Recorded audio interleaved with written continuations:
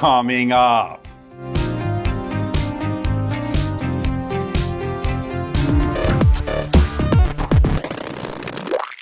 And as we take a look at the specs, in the interest of transparency and full disclosure, I want to let you know that I'm not being paid by Acer. I'm not being sponsored by Acer. All the opinions you're about to hear are my own.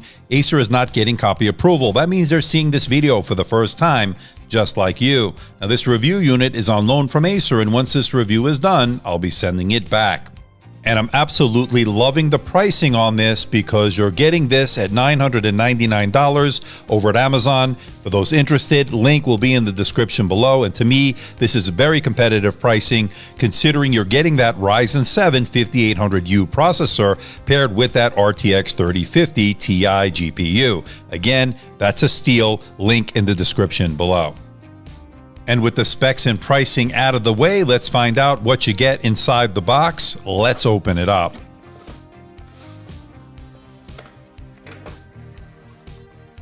Inside the box is a 90-watt power adapter. It's a barrel pin connector, but you could also charge this laptop with the USB-C port. We'll talk about that in a moment. And you also get the extension cord as well. And they give you a bunch of documentation, including some warranty information as well. And holding the unit for the first time, I gotta say, I'm liking this two-tone color. It's a gold-silver combination, pretty interesting, and I think it looks pretty nice. Now at 3.06 pounds or 1.39 kilograms, this is definitely a very portable device, especially because it is packing some power under the hood. You don't normally see that in such a small chassis, and I'm liking it. Pretty nice, sturdy build quality as well is an added bonus here. Okay, let's check out the port selection. We're going to start off on the left side. We get your power port, a USB-C 3.2 Gen 2 port that's full service. That means you can do data, charge, and display out. You get an HDMI 2.0 port, and finally a USB-A 3.2 Gen 1 port. Moving over to the right side is your headphone microphone combo jack. You also get another USB-A port, and finally a Kensington lock port. Notably missing, there's no SD card reader. And since this is an AMD laptop, it doesn't have a Thunderbolt 4 port. But I would say overall, it's a pretty good port selection. Now, getting inside this laptop is pretty easy. What you need to do is remove the T5 Torx screws. There are 11 of them, and then take off the bottom panel with some kind of pry tool or a guitar pick. Be careful when you're going around the edges. You don't want to break any of the plastic clips. But once you do pry it off, you can remove the bottom panel and you're in. So let's take a look at what's upgradable. But before that, you'll notice that single fan. It's a pretty large fan, although it is only one. There is no dual fans on this, obviously. And you'll notice that it has a 4-cell 59 watt-hour battery. Battery life is very good on this laptop. We're going to talk more about that later, as well as the charging times.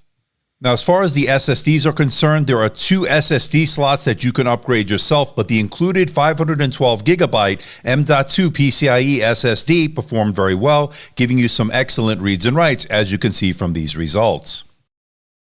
Now, as far as the RAM is concerned, it is soldered into the motherboard. That means you cannot upgrade it yourself, so make sure you get enough RAM for your needs. This comes with either 8 or 16 gigabytes of LP DDR4X RAM. My review unit has 16 gigabytes of RAM, which I highly recommend. Now, this RAM is running in dual channel mode, meaning you'll get the better performance with this AMD chipset. Now, this has Wi-Fi 6 along with Bluetooth 5.2, and both are working very well. And as you can see, it's slotted in. That means it's not soldered into the motherboard. If you have to change out the Wi-Fi card later on, you have that option as the user, and that's always good. Okay, let's talk about the display. What we have here is a full HD display with a resolution of 1920 by 1080. It's an IPS display, a non-touch display with an anti-glare coating. It's a matte display on it, meaning you don't get any unnecessary glare or reflections that you normally would get with a glossy display. So that's good to see here. Now, it has some really deep black, some excellent contrast, very good white points, and it also has good color accuracy with a 1.69 Delta E score. Anything below 2 is considered good, so it's pretty color accurate. And it also covers the color gamut pretty well. 100% sRGB, 71% Adobe RGB, 71% of the DCI-P3 wide color gamut, and 66% NTSC, making this a good choice for content creators who do Lightroom, Photoshop, and of course, video editing. Now, a couple of things to note. This is a 16:9 aspect ratio, which is optimized for viewing media. Watching Netflix, Amazon, and YouTube has been great on this. You don't get any black bars that you would get with a 16:10 or a 3:2 aspect ratio. Now, the downside to that is you don't see as much on the display when it comes to productivity as you would, say, a 16:10 aspect ratio, which is my preferred aspect ratio. If you watch my channel, you probably already know that. But not a deal breaker here, as this is a very good display. Certainly gets bright enough. It certainly has the color accuracy, and it does cover the color gamut well. And I do appreciate the fact that it has some pretty slim bezels, giving it a sleek and modern look. That's always great. Now, Acer claims that this laptop will get as bright as 300 nits. I actually measured more than that. I measured 342, and since this is a matte display, this is good for both indoor and outdoor use. You're not getting any unnecessary glare or reflections, and that's always great. So it's a nice, bright display with excellent viewing angles. So this is the camera on the Acer Swift X here for 2021. It's a 720p, 30 frames per second webcam. What do you think about the video quality? What do you think about the audio quality of the internal mics? I am curious to know. And as a side note, I'm really impressed with this Swift X, especially the price to performance ratio. You get a lot of bang for the buck. We'll talk more about that in this review. Now, one thing to note, there's no physical shutter switch on this camera to turn it off for more security and privacy. And another thing to note, it's not a Windows Hello camera. That means you cannot log in with face recognition with Windows Hello. There is a fingerprint scanner, however, located below the keyboard that allows you to log in with Windows Hello. It worked well, setup was easy, and registered my finger each and every time I used it. And for those wondering, yes, you can open the lid with one finger, but keep in mind I have a slippery surface here, so not the easiest to do, but on most surfaces, you'll be able to open it with one finger. Now, once the lid is open, you're greeted by the keyboard, and I'm really liking this keyboard quite a bit. Good layout on it, and I like the fact that it has pretty good tactile feedback and good key travel, meaning this is a comfortable keyboard to type on for extended periods of time, which is always great, especially for productivity work. Now, it only has a one-stage backlight, but it works pretty well. It's pretty bright, but one thing to keep in mind, it's a white backlight against silver keys. Sometimes hard to differentiate or to see the contrast between the two in certain lighting conditions. And it's good to have a backlight, of course, because that allows you to get work done in a dark room or a dimly lit environment.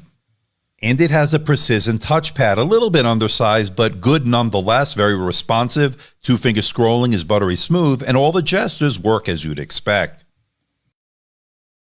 Now, when it comes to the audio, there are two bottom-facing speakers, and I would say that it has pretty good volume, although I felt it could be a little bit louder, but I thought the sound overall was pretty good, pretty decent mids, a hint of bass, fills up a room okay. Again, a little bit louder would have been better, but a decent job when it comes to the audio.